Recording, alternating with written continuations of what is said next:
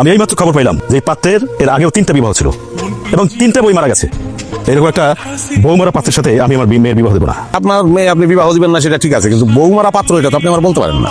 এখানে আমার প্রথম বউ সে মারা গেছে হার্ট ফেল করে, তা আমি মারি নাই। আচ্ছা, আমার দ্বিতীয় বউ মরছে কিডনি ফেল করে, তৃতীয় বউ মনে গেছে পানিতে ডুবা। ওই দিন আমি বাচ্চা ছিলাম না, যে আপনি কইবেন তো ধাক্কা দিয়ে আমি পানিতে ফেলাই দিয়েছিলাম। তোমার কথা আমি মানলাম, কিন্তু তোমার কপালটা যে বৌমারা কপাল সেইটা তো তুমি অস্বীকার করতে পারবে না। আমি রাজি। এই তোর হুশ আছে? কি কইতেছস তুই?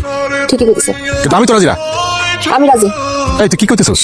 হ্যাঁ, পাত্র আমার পছন্দ হয়েছে, আমি বিয়েতে রাজি আছি। কিন্তু আমি তো রাজি না। মিয়া বিবি রাজি, কি আগার পিতাজি বেইল আছে মিশিগান।